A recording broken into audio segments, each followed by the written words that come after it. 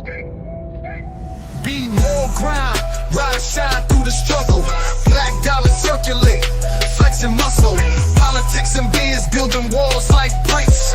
Motown soul rap mixed in the fix. Tiny cover spitting truth, microphone holder. Past the noise scene, watch growth in the folder. Black biz bright, spotlight in the dark. Hustling hard, lighting sparks in the park. Be more new, where we breaking glass ceilings. All black every day, income healing. Donnie Glover, flip the script. Let's go, Black Wall Street roadmap. Be more flow. Real talk, stock rise. Dreams ain't looking hollow. Blueprints, handshakes, enemies wallow. Baltimore kings, queens, crown on the throne. Legacy built, stone by stone. Headlines, deadlines, moves in the background. Politics, money clips, elevate the town. Black beard strategists, wealth can't be missed. Twist the plot, make the whole world twist. Be more news, success we inhaling.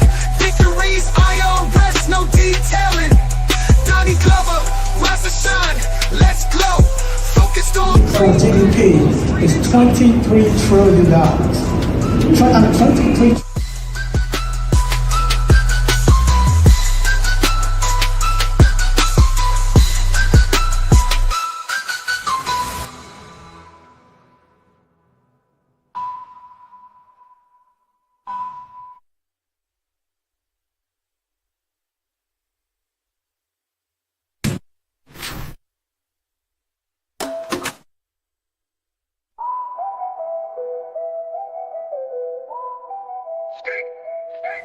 Be more grind, rise, shine through the struggle. Black dollar circulate, flexing muscle. Politics and biz building walls like bricks.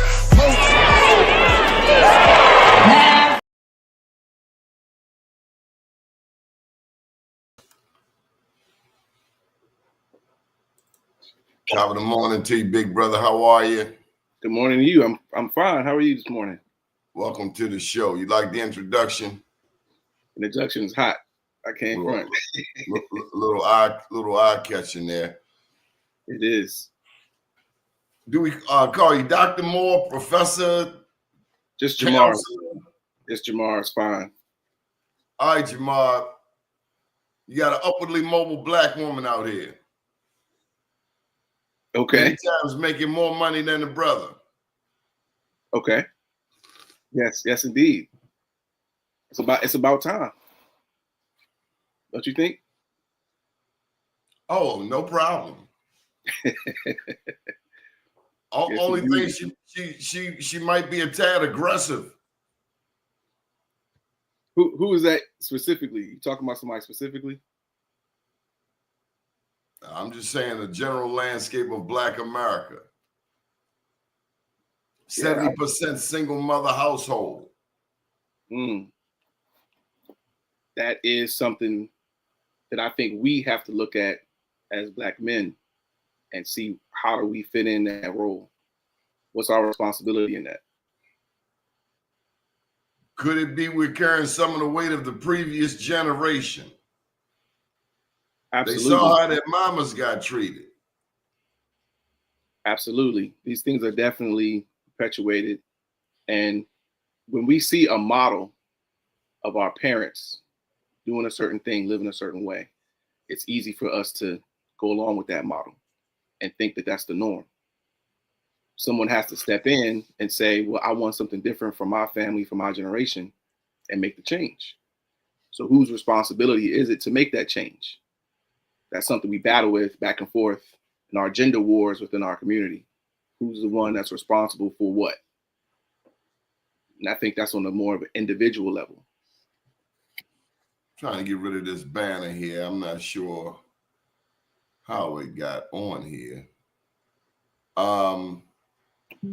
So what advice do you have for Black men out here when you're dating a woman who may be making, a lot of money, because maybe she's a tad, I don't know. I think his name was Kevin Samuels. Oh, wow. My man, Kevin Samuels. Yes. He went a little hard in the paint. He did.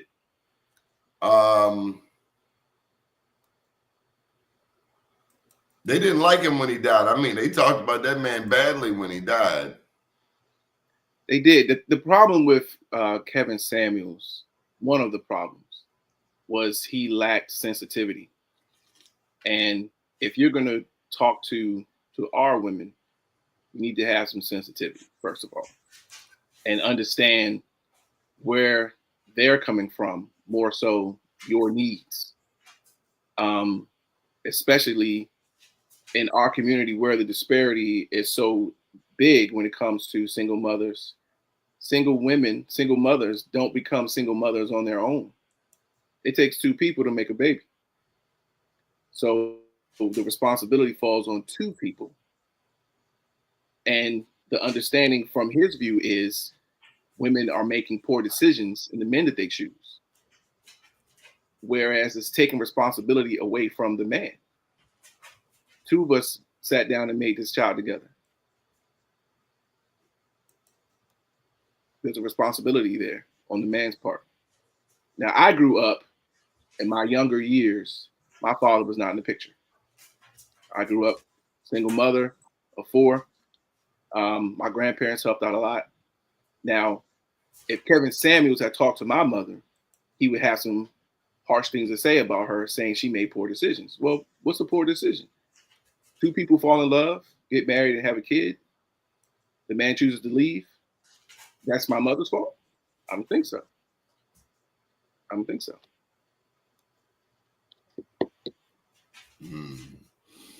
So it's not only that some of these women are making more money, but some of them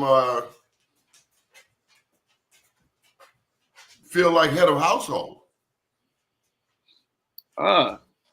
Okay. Well, let's discuss head of household. What does that mean in your view, head of household? This is not my term. This is a term that we all inherited. A term we all inherited. But for you, just your personal understanding of it, what does that mean to you? Oh, no. You're the doctor. I'm not the doctor. Well, I'm not the doctor. I'm not a doctor. I'm a licensed therapist. Let me just make that known. So I'm saying you make 60 grand. Your wife makes 160. Okay. Who's in charge? Or are you together? Okay, and let me just put this out there as a backdrop. In Black America, I think the tendency is to have a Christian mindset. Okay. Yes, I would agree with that. So let's take your scenario. We have an African American woman. Not my scenario. This is typical Black America. Typical don't throw me in the water. No, okay. We're gonna go with that. We're gonna go with that. 160,000 the wife makes, 60,000 the husband makes. Who's in charge? Now, the in charge part is something that we have to analyze. What does in charge really mean? Does that mean this is the person who gets to dictate how the family runs, who makes all the decisions in the family? Because here's something that people don't really understand most of the time. You can make 160,000 compared to my 60,000, but be horrible at running a household. You can make 160,000 whether you're the man or the woman, and be horrible at finances, poor decision making. I know people who make hundreds of thousands of dollars a year because they are gifted in a specific field, but that does not mean they know how to run a family. It does not mean they know how to protect the family. Now, biblically, this is where this all comes from. The man is the head of the household. The man is in charge. Well, biblically speaking, in those biblical days, women did not have any rights. Everything that they did in their lifetime depended on their husband, the father, who established everything. Women had no rights at all. Fast forward to present day, our women have the rights that they should have. They have the ability to go out here and get educated and earn just as much as we do. That does not equate to someone being in charge, in my personal opinion. A man, Well, I don't know. They say they want a man who can lead them. okay, a man who can lead them. That's great. Every woman does want that, but they want someone who can lead them well, not lead them over a cliff, not lead them into poverty. Well, you were saying on one hand, these were biblical days when women didn't have rights. Mm-hmm. Now women do have rights. Yes. And she might be a tad scarred. Yes, but with what she saw growing up. Yeah, that's something a little bit different though. So there's the mental health aspect that we all need. We all need to have a therapist to tap into those traumatic things we experience as children, even in our teen years and adult years. And that is taking place in an individual level. But we're talking about bringing two people together from two different households, two different versions of life, two different understandings of life. That is more complicated. You have to find someone that gels with you.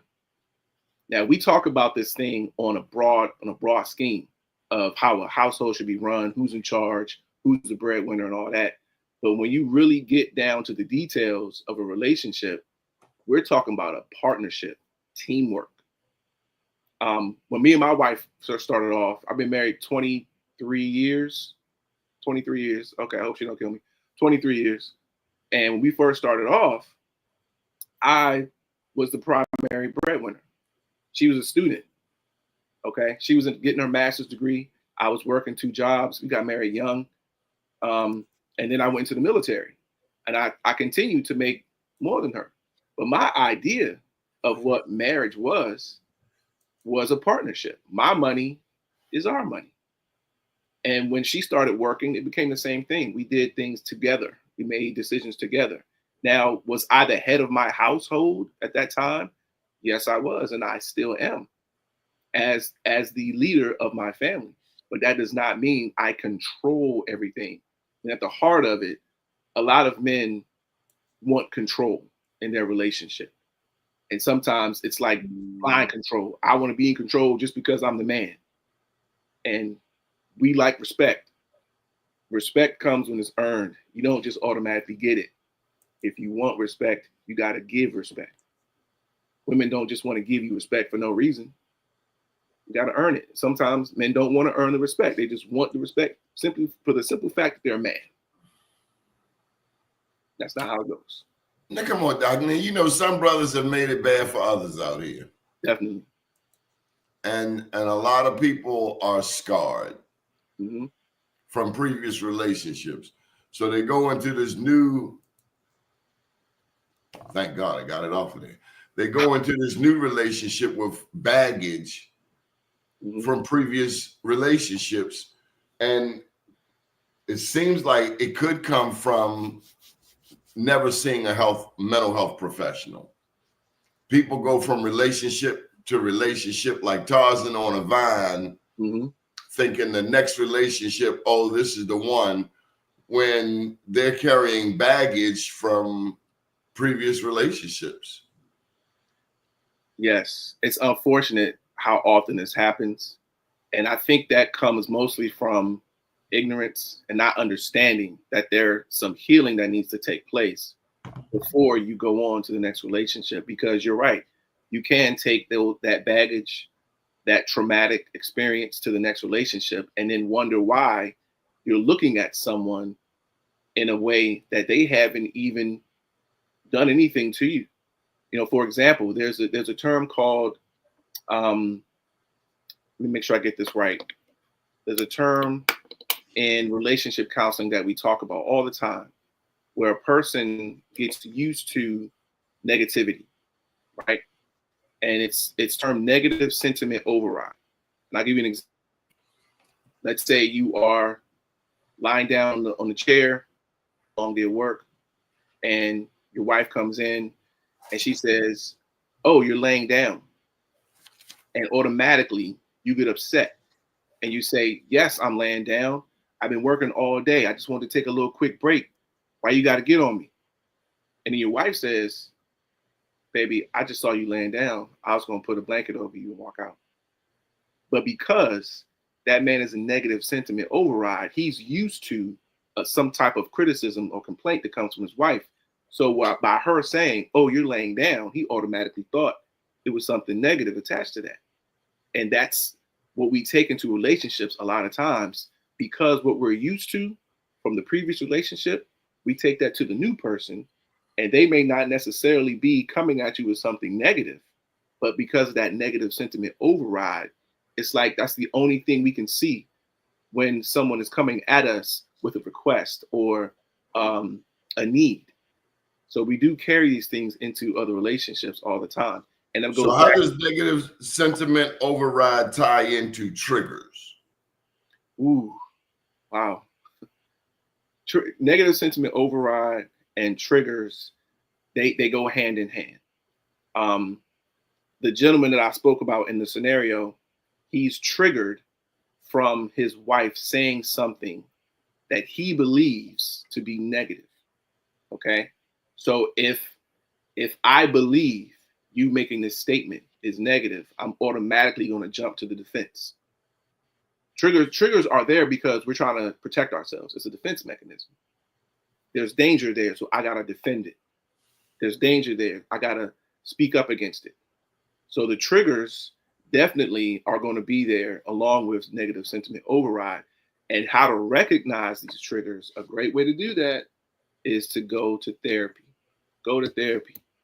Please go to therapy. What is a simp? A simp. Oh, man. Depending on the area and depending on the actual culture you're in, it can have different meanings. No, it's got one meaning on these streets, and it ain't positive, bro. It's not positive. If you get called a simp by or categorized by some other dudes as a simp, it tends to suggest you're being played, you're simple-minded, you are weak. Yeah. Yeah, you're weak, you're being dominated. You're not a man. All those things are rolled into simp. Poo butt, yeah, all of that. Yeah, all of that. And here's what I have discovered when other men call other men a simp. It's usually coming from a brother who does not have much going on for himself, who may be jealous of another man, who will see him in a relationship where he's actually thriving and happy. But in that person's view, you're a simp because you actually listen to your spouse or your significant other. You should listen to your significant other. Otherwise, what's the point? Right. So you're saying consider the source when it comes to the term simp. Consider the source. Please consider the source. Here's another thing. I'm gonna jump back to Kevin Samuels real quick. Kevin Samuels, was he married? I don't think so. I don't know though. Was he ever in a long-term relationship where he and his significant other talked things out, contributed, shared things? I don't think he was. Well, let's go into it. I don't know. What I do know is he rattled Black women. Mm-hmm. He was able to manipulate them on his show to fall into certain categories. He would say things like, well, you're 5'3", you're 170 pounds, right, and you're 54 years old, and your options are limited. Yes. And he would rank them. He would rank them and tell them. Or he would have them rank themselves. That too. And then he'd put them in categories that were usually a lot lower than they expected. And what I didn't understand was why were so many women coming to this man? That part. Yeah. He some kind of way, I don't know if it was his expertise, his manipulation skills, but there was this challenge where there were women who felt like they could meet that intellectual challenge. Maybe has to deal with emotional intelligence, but they felt I can wax this dude. It's a little bit deeper than that. It's a little bit deeper than that, and it's on an individual level. So a lot of these women that were coming to him, deep down inside of them, they want to be accepted by the person who does not accept people. If I can book the girl that nobody else booked, what does that make me look like? I look like a man. A hero, a Mac. Yeah, I'm the man. Everybody went after that girl, but they couldn't nag her. Hey, I did. So that must mean something special about me. So when these women who are coming to this show are asking him these questions, trying to get some type of approval from him, and they actually get it, what does that mean for me? I must be special. And this is taken into a lot of relationships right now where women and men, but we're talking about women right now, where women will go to a man who puts them down, who does not treat them well, who talks harshly to them, and they will continue to come after him because in their mind, if I can get this man, if I can convince him that I'm worthy of love, then I've done it. I'm winning. I've convinced this man, I've persuaded this man with my love making, with my cooking, with my support. I've got him to realize that I'm worthy of love. So both of them are buck wild crazy. Oh yeah. Oh yeah. Oh yeah. And that comes he's crazy for holding her to this unreasonable standard. Mm-hmm. And she buck wild crazy for trying to prove it. Yes, because look at the standard he was promoting, this high value man. First of all, the type of men he's talking about, the high value man that makes six figures, that has it all together, that's educated and all that, none of them really consider themselves high value men. None of them. How many high value men did he have on his show that came in support of what he was talking about? Because in my opinion, if they were smart, they would stay home and pay attention to their home life. Thank you. And stay the hell off the Kevin Samuel show. Thank you. Because you get no points over there. A real high value man has integrity. He has respect. He would never speak to a woman the way Kevin Samuel speaks to women or used to speak to women. He would never do that because he is really high value. Now that's money. One more thing I gotta say this. His money did not give him value. His character did. I'm glad you said that. What is a high value woman? High value woman. Because it's the same thing in what I asked earlier. Say she makes $160, he makes 60. Mm-hmm. Does that $160 make her high value? No, it makes her the person that earns the most money in the household. That's what that makes her. But this is America. Mm-hmm. This is America. And this is 2025. And listen, I talk to people all the time that got lots of money and got lots of problems. 100 years ago, it was not quite this. It wasn't the same scenario. It wasn't. But we were more married. Men were black men. We talking about black men because that's something. I want to get that out there. They say that in America, men make more than women. Mm-hmm. They're talking about white men. Yeah, for the most part. Because if you add in mass incarceration, mm-hmm. Black men make up 40% of America's prisons. Right. Come on, Pharaoh. I'm on a roll right now. Come on. Calm down. You add in drug dealing or drug addiction. Mm-hmm. You add in alcohol. Right. You add in child support. Mm-hmm. Which seems to be a punitive system. Also add in there false arrests, false accusation that lead to prison time. You lead into undereducation. Mm-hmm. That's correct. His own background of coming out of a single mother household. So maybe he hasn't had a father in his life, in his house. Right. it's difficult to come out of that, because going back to what I was saying before about the model, who are you modeling your behavior after? Who are you modeling your thought process after? And I'll just use myself as an example. I saw a lot of my grandfather growing up. My grandfather was a mild-mannered man. He worked all the time. He did not finish high school. He was born in 1927, shortly before the Depression, and he had to leave school to work for his family. Funny, he was the oldest child. Everything he knew to do at that time, and he was a painter and a cab driver. He drove for Capital Cab, DC Cab, for most of his life. He lived 95 years on this earth, and throughout that whole time, I watched him. What kind of man was he? And in my mind, he worked. That was what I saw a man do. He worked. He talked to his wife. He respected his wife. He protected his wife. That's what I saw coming up from my grandfather. So that was my mindset. I'm going to go to school. I'm going to work. That was my mindset. Now, I married a woman who came from a two-parent home. Both her parents, college educated. Both her parents stayed married to this day. Both of her parents retired now.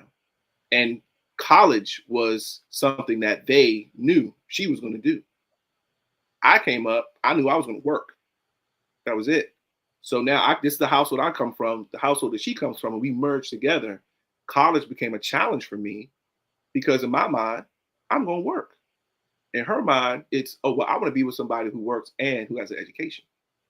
So I adapted and realized that I need to have an education. I need to go to school. Yeah, I didn't see that coming up, but now I've learned something different. I've changed the trajectory of my family now. The family that we started, our kids are going to school. They're going to college. And that's exactly what I did.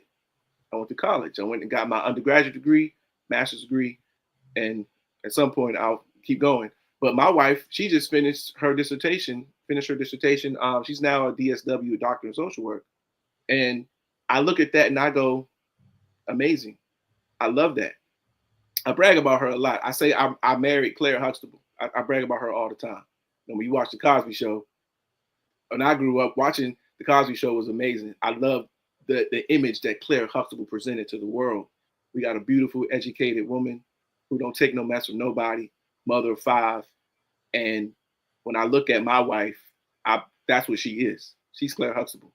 So anyway, Claire Huxtable went out there on social media and told black women put some damn clothes on. The strippers don't know what to buy from the stores. And it was kind of like when Monique went out there and said, stop going out there with these bonnet on. With the bonnets on. And now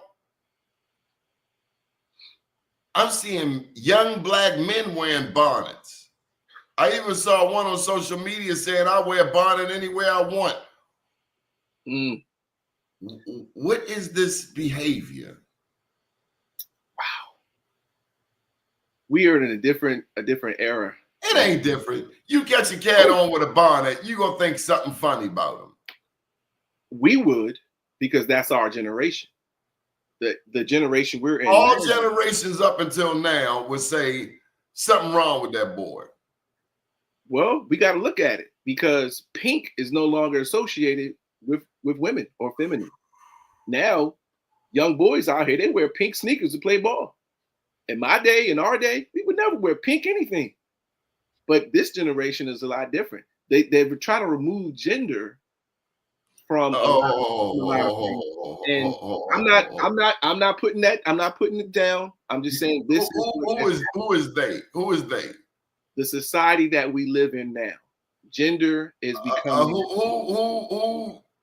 who dictates this? Society tries to dictate it. No, it's a specific part of society that's trying to dictate it. And I say it starts with them damn fashion designers in Paris. Well, see, I think people have a right to do what they want to do. Man, what happened to a suit? A suit used to be a jacket would come down and damn near cover the top of your hind parts. Right. They're making suits now with less material. The pants all tight. They're using people with no butts. Well, we got to remember we live in The pants don't cover the black man's butt no more. You got to get a size or two bigger. Yeah. And the sisters, I mean, they just We they got a badonka, they ain't got no chance. Oh man, we got to remember where we live. We live in a society. No, we got to remember who we got making these clothes. Asian butts are different than black people butts. Well, we got a preference. Everyone has a preference and a choice to wear. No, man. Do you remember you used to get clothes from Sears? They had husky, regular. It ain't like that. They give everybody the skinny, flat butt pant, and they're so tight. Everybody dressed like Pee Wee Herman. Back in the day, you were a simp if you dressed like Pee Wee Herman. You're making my point, though. That's back in the day. That's a different era. It wasn't that long ago, man. It wasn't, but we gotta. You got rappers in dresses, brother. We do, but that speaks to my point. The generation has changed. Our generation. No. As the generations change, the generation. To each their own. But I don't need to see no damn rapper in a dress. Hey, we all. I'm with Dave Chappelle. Dave Chappelle said he walked away from millions because they wanted to put him in a dress. And all I can think about, as well as a lot of my contemporaries, is what happened on the plantation in many instances. Right. You either had a homosexual white slave owner raping men, breaking men, and that mindset has been subtly carried on. You add in mass incarceration and sexually deviant behavior that comes out of prison. So they had a cat locked in solitary for 6 months, and then they release him on the streets. So he's coming home with all kinds of PTSD. I done just went all over the damn black community. Help me out, Counselor Jamar Moore. Help me with my mental health. Okay. Relationships, employment, undereducation, racism, racial profiling. And all the man was trying to do is go to the flower shop to get his girl some flowers. Well, let me speak to this real quick on individuality. The society that we live in likes to put people in categories. It likes to section people off, and it can take away your individuality, who you are as a person, what you believe for your life that is best for you. And we have to start there, because if you don't know who you are or what your goals are, what your beliefs are, you'll fall for anything. I know I probably won't be wearing no pink damn tennis shoes. Right? Because that's your preference. That's your preference. And you have the right to wear what you want to wear. The thing about it is we have to, as people, respect other people's individuality. If you choose to live this way, that way, that's your business. It has nothing to do with me. And I'm going to respect it as I want you to respect me. Okay, so let's just put it out there. Do you have a pair of pink tennis shoes? I do not have a pair of pink tennis shoes. I'm glad you don't, Jamar. But that's my preference. Would you like a pair for Christmas? I would not. I would not. I do have a pink tie. Hey, that's cool. I got a pink tie. Right. Right. But this is just the era we live in now. So now they can be putting baby boys in pink? Some people may do that. That's their preference. I've seen baby girls with weave. Yeah. Yeah, we see. At what point does this chicanery end? This is a newborn baby on social media. The mother is gluing stuff to her head. Yeah. At what point do we get back to some basic common sense? Because I think that's what they meant in the Bible, and I'm no biblical scholar. If my people who are called by my name will humble themselves, pray, seek my face, turn from their wicked ways, then will I hear from heaven. It's a lot of onus on us. If we do what the hell we were told to do, that we know is right, don't lie, don't steal, don't cheat, honor your word, work, earn your sleep, earn your keep, work by the sweat of your brow, basic values. What are our values anymore? That's a good question. But you gotta, because you're generalizing our community and our culture. Not everybody has the same values. We've got so many different versions of values. We're not monolithic. It's hard to say that because I'm glad you said that. So we're coming from when we were dealing with this cat with a whip, we were all monolithic. When we were dealing with these people who would enslave us, we were very much monolithic. But now we're not all monolithic. Some of us are Republican, some of us are Democrats. We're not all in the same boat. But when you racially profile going down the street, that's very monolithic. When you look over that jail, it's very monolithic. 38% of the most incarcerating prison system on earth is Black men. It's very monolithic. Right. In that sense, because we're talking about justice, and injustice to one is injustice to all. So we want to make sure that when it comes to justice, equal rights, it's across the board. And unfortunately, we as a people have not been able to share in equal rights and not been able to share in the diversity, equity, and inclusion that we deserve. You know what Richard Pryor said about justice? What did he say? You didn't listen to? Did you listen to Richard Pryor growing up? I was more Eddie Murphy era than Richard Pryor. Richard Pryor said, when you go looking for justice, that's just what you find. Just us. Yeah. Think about what his history was. Like, look at his lifestyle. What did he see growing up?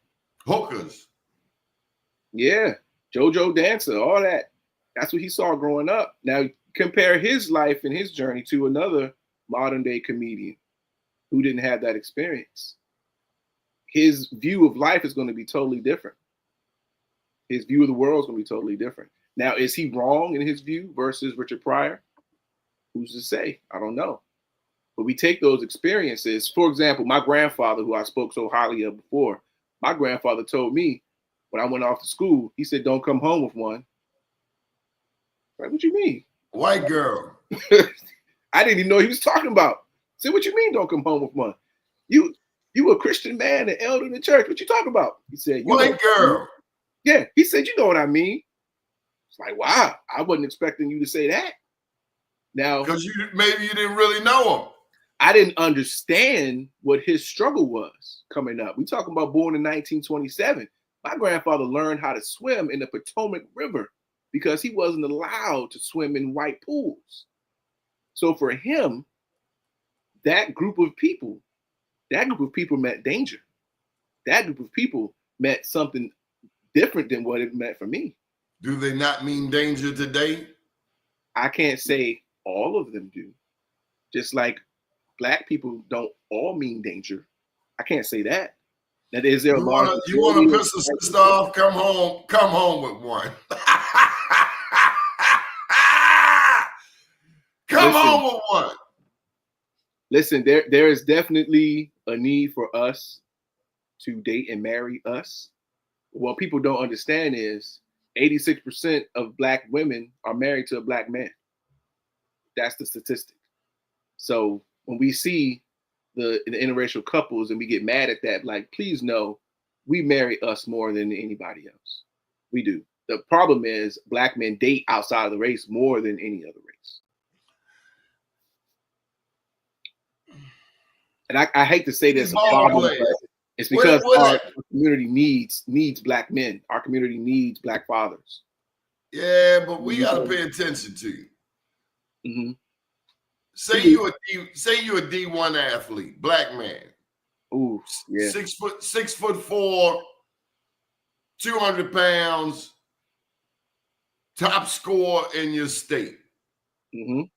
And you get drafted to one of these major universities. What's the first thing that happened to you when you go on campus? They coming for you. The boosters send them white girls at you. Yeah.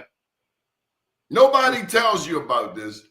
Maybe because you might be the first one in your family that got such an opportunity. But Right. once you get that campus, they sending Becky, Amanda, Mm-hmm. Zoe, Chloe, Yeah. Megan. Yeah. It's you're right. You're absolutely right. That black man never even had a chance with a black woman on that campus. Absolutely right. I want to look at something that I don't think we recognize a lot in our media, okay? And what gets promoted in our culture as far as television goes. What gets promoted and put out there more than anything else. And I'm going to go back to the Cosby Show. I grew up watching the Cosby Show, A Different World. We don't see shows like that too much anymore. That's not what we are given. It wasn't much back then. That was the only one. Right. That's the only one. But that only show we had, we loved it. We cleaved to it. And I remember watching the Cosby Show saying, man, I want to be an obstetrician gynecologist when I grow up. I didn't even know what it was, but I saw another black man being a doctor. I saw a black man who had a family. And then when A Different World came out, I was like, wow, college. Where's this Hillman College at? I want to go there. Look at all these beautiful black people doing these great things. We saw that. We had that growing up. And our community has really taken a hit when it comes to what they promote us to be. When you go to other countries, I went to Dominican Republic for vacation, and I was walking around in the store. I was being followed in the store, in the DR. And I'm like, bro, I look like y'all. What you doing? My wife went to I think she went to Italy, walking around the store with her girlfriends. They're getting followed in the store. I'm like, what are you basing this off of? Following us in the store. Oh, you watch TV in America. You think that we're all criminals because that's what you see on TV. Who do more stealing in stores in America? It ain't us. I can tell you all white women. Yeah. And I said it. It ain't us. us. Follow us around Ricestown Road Plaza, and that little old white lady opened up her pocketbook. She got everything in there. Yeah. It's not us, but that's what's promoted on television. And I worked at Banana Republic. They told me to follow black people around the store. And you ought to know that was a Nat Turner moment. Listen, same thing. I was in college working at a certain store. I won't even put their name out there. Working at a certain store. It was Banana Republic, and they closed down at the harbor. Good. I was working for a store that was associated with Banana Republic. I'll say that. And in the headsets, when certain people walked in, they would say, oh, hey, go follow them. And I would say, no, I ain't following them. You didn't work there long. I didn't. Because the person telling me to go follow them didn't look like me. So no, I don't even care if they steal right now. What you talking about? Did you see Claudine growing up? Did I see Claudine growing up? Yeah, it was a movie called Claudine. No. So I'm a little bit older than you. I think about 17 years. Claudine, James Earl Jones played the trash man, and he liked Claudine. Claudine had a few kids. Okay. And she was getting that check. Okay. So let me help you out. Here you go, right here. It started with the welfare to kick the father out. So in Claudine, there was this scene where James Earl Jones was up in Claudine's house trying to get some loving, and the social worker came at the front door. Uh-oh. And I believe James Earl Jones jumped out the back window or gathered his stuff and had to hide. Mm. It was an ongoing scenario. Yeah. And that's what he means right here. He said it started when welfare, because if you wanted to get that welfare check, you had to have no man. Yeah. Isn't that a bit intrusive? And that's a part of that systemic, diabolical racism. Yeah. That we have endured. What does that say right there? It started with welfare that kicked the father out of the household and destroyed the family, that destroyed the community. Because right there, what does that say? See, we were the most married up until that point, the 40s, the 50s, the 60s. Right. Right. And then they came in with social services. Something else was going on at that time. Feminism, the rise of feminism. Mm-hmm. When feminism was received, if I'm not mistaken, it was received differently in the white community versus the black community. Well, definitely, because our black women are already lower on the pecking order pole. You know, it was hard to be black, hard to be a woman, but then when you're a black woman, you get pushed further down. Well, I'm reminded too that there was black women that pushed the suffrage movement when white women were sitting on the bench. Mm. Yeah. And when you look at this statement, though, about kicking fathers out of the household, what does that lead to? And what is 70% single mother household? Right. And it also says it begins the pattern of splitting us up. It's right. Another step towards Willie Lynch, divide and conquer. Divide and conquer, right. Now, when you take all of that and go back to what we were talking about before with mental health and relationships, and that's our foundation, we got a lot of work to do in our community. We got a lot of work to do individually in our. And we got to stop watching so much damn television and social media. Social media is the new television because our lives are right there in the palm of our hands. It is. And we got to take responsibility for our actions. And I tell you what, our black politicians need to take a break off social media too. They do. And they have to really monitor what they do on social media. It's too much of this. And not enough public service. It is.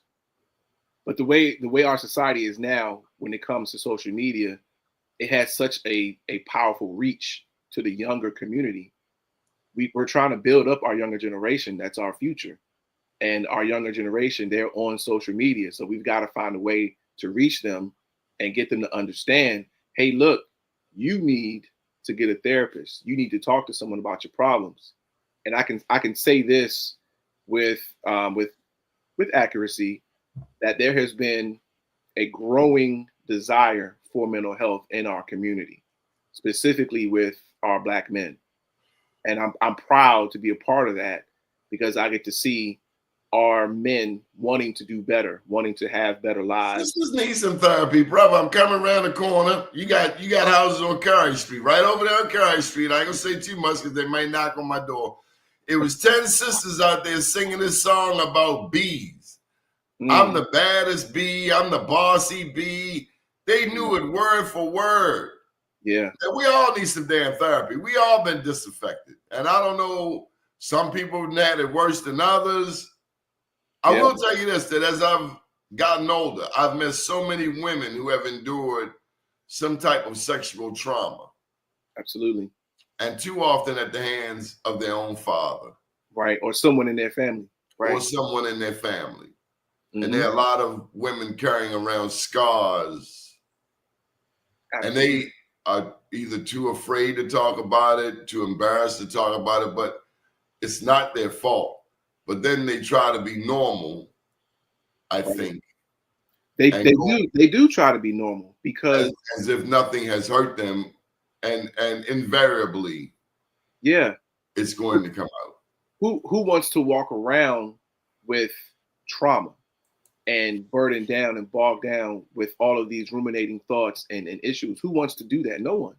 So there is a suppression that happens, but it starts to come out and manifest itself in other ways, which leads to unhealthy relationships, which leads to being attached to someone who you have absolutely nothing in common with, but the desire to be in a relationship compels you to stay there. But when we have therapy and we have that individual connection with someone that can tell us, hey, look, you're dealing with something that I don't think you're aware of. There is a missing element in your thought process when it comes to relationships that guides you to that unhealthy person. And we need to talk about that because it's going to continue. It's going to continue as long as you don't recognize, hey, look, this person, she does not see your value. And you have to value yourself. You have to like yourself first. I can't be in a healthy relationship if I don't like me. I can't be in a healthy relationship if I don't love myself. How am I going to ask you to love me if I don't love me first? Now, things develop within me that I take into every relationship that I'm in, and not just romantically, but I'm talking when I go to work, my friends, my family, because I don't love me and I don't know how to do that. I take that toxicity everywhere I go. But that's why we have to understand mental health is just as important as your physical health. And we got to get away from this taboo we have about seeking a therapist and, oh, I'm not crazy. Listen, you don't go to therapy because you're crazy. You go to therapy because you don't want to become crazy. Okay. So when I was in Jordan, I never saw so many weddings. Jordan, not far from Egypt. You never saw so many weddings. Wow. There were weddings everywhere. Do you know why? Why's that? Because if a woman was caught fornicating, she would get stoned to death. Say that again. If a woman was thought to be fornicating, having sex without being married, she could get stoned to death. The woman. By her own father and brothers. The woman will get stoned. Yeah. Okay. Right now, 2025. Just like if you get caught stealing in Jordan, you go to Chop Chop Square. And you tend to come back without one hand. Yeah. See, that's a culture. I got you. I hold tight. I'm painting the picture. Okay, go ahead. In America,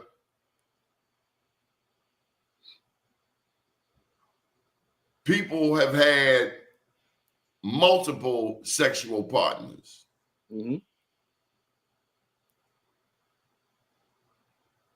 Right? In America, that's correct. Because in America, that's promoted as the norm, having multiple sexual partners. Now, I can't say what's right for some person. I can say what's right for me. I want you to hear the question. Okay. We have the right to choose of it. We can do what we want. Right. There was a song out, it's your thing. You can do what you want with it. I can't tell you. What happens when an individual has been sexually involved with a lot of people? Ooh. What happens is I know. You got to come back on this show because I see you need some time to. No. Because I'm trying to look at it from a male and female perspective. Okay, so both of them. I'll start with the male perspective because growing up, the more women you get as a young man, the more important you are. You can stick your chest out. You're a player. Somebody told us that. Somebody told us that, right? And that's the mindset we go into when we sleep with a lot of women. But here's the problem with that. Is it? You can't turn that off just because you get married. You don't just turn that off. Marriage does not make you a faithful person. You got to practice being a good husband before you get married.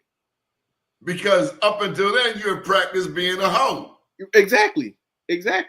So you got to change. Male and female. Male and female. Exactly. Because you're carrying that habit, those poor behaviors into a next relationship, and you got to make some changes before you do that. But most oftentimes people don't. They sleep around and they say, "All right, I'm ready to settle down. Let me go ahead and get married." But So you have to change your behavior or your mindset before you done So it. this is what I was getting to: sex, Mm-hmm. sacred energy exchange. I'm of the belief that when you lay down with somebody, you pick up their energies, Okay. good and bad, and you might need to get an exorcism before you go forward. Maybe it's some celibacy, maybe some time out. It's definitely some therapy so that you can process what you've been through, where you are, and where you want to go. And early in the conversation, I was saying that some of us are like monkeys on a vine, like Tarzan, going from vine to vine to vine. Mm-hmm. We say that we are Christian, but truth of the matter is we got a long way to go.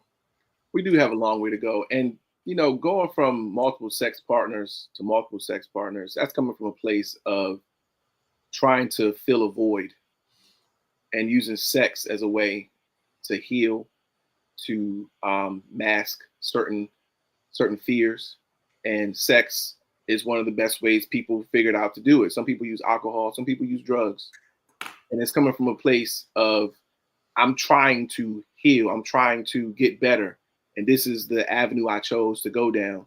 But when you come to a place where you really know yourself and you love yourself, you respect yourself, you'll find yourself not doing that anymore because it's no longer a need. You don't feel a need to do that. Take an AIDS test. Say that again. Take an AIDS test. We need to do that more in our community, because I'm gonna tell you something that's going on right now. A lot of people are getting tested so they can have unprotected sex with the person that they want to be with, and they're doing this with multiple people. They don't want to use condoms anymore. They want to go get tested and see what you got and say, all right, well, let's do it, because I want to have unprotected sex. When I advise against that, because there's a lot of trust that goes into that. You got to trust that somebody actually. That's how people end up dead. Yeah. Not being very responsible at all. Greater cleaners. What happens when we think we can just do what we want versus what we're supposed to do? 70% single mother household. Well, there are consequences to our actions, and we do our best to be wise and go along with what we think we need, but we have to get help. People need help out here. When you think it's common, you're wrong. Common sense ain't common, because where is your common sense coming from? Who is the origin of your common sense? Did it come from somebody who actually had it? Or did it come from somebody who is teaching you that you need to go ahead and get that man and just have sex with him because he's going to take care of you? Or is it coming from somebody that's telling, you need to like yourself and know who you are. You are an intelligent person. You can go out here and make your own life for yourself. You don't got to depend on a man or a woman to do it. You can do it yourself. I have a daughter that's 21 years old. I don't want her to believe she has to depend on a man for survival. It's great that she has a man. That's wonderful. But you don't have to have a man to survive. Because then when that mindset sets in, some people start doing anything to be in a relationship because they feel like I have to have this person. So what does that do? What does that do? Now you are on their mercy. What do you tell your daughter? I tell my daughter to listen to good counsel. I tell my daughter to respect people, and you be with the man who respects you. I said to my daughter since she was a little girl, and you can ask her, I hope I can get her to talk to you one day. You can ask her. I said to her since she was a little girl, Daddy does not lie to you. Daddy does not lie to you. And I've said that to her whole life. So when she gets in a relationship and she's with a young man who's lying to her, automatically she knows, oh, you ain't it. I grew up with a man that didn't lie to me. I grew up with a man that treated me right, let me know he loved him. I saw him, how he treated my mother. He didn't lie to my mother or mistreat her or call her out her name once. And the fact that you're doing it lets me know you ain't it. So that's the standard that she's coming into a relationship with, that every young man has to meet right from the jump. And if you don't, I'm gonna give you the final word. You can do a commercial for yourself, okay? Okay. All right. So first, I want to thank you, Doni Glover, for having me on the show. For those who are joining late, just now hearing it, my name is Jamar Moore. I'm a licensed clinical professional counselor in the state of Maryland. My practice is called All Things New Clinical Services. We are a private practice. I'm in practice with my wife, Dr. Demarest Crawl-Moore, and we are growing our business every single day. We're accepting new clients. We also are investors in the Baltimore community with growing houses every single day. We are trying to be a part of a community of us that's buying back our blocks, that's trying to be a positive force in the community to help us grow, to recognize that we are a strong people. We are people that deserve everything we work hard for. And that's where we're coming from. We believe in education. We believe that people have a right to live their lives the way they want to live them. And come and check us out, www.allthingsnewclinical.com. Also check out Fun Properties, www.funproperties.com. And if you have any questions, please don't hesitate to send a question our way. Thank you again for having us on the show. Dr. Glover, I should call you Dr. Glover. Hey, you know I got jokes. Do you do therapy for German Shepherds? Have a beautiful day. We got to bring you back on the show. I would love to come back. Thanks for having me. I told you it was going to be all right. Oh, yeah. Yeah. I appreciate you, brother. Good morning, world. Thank you.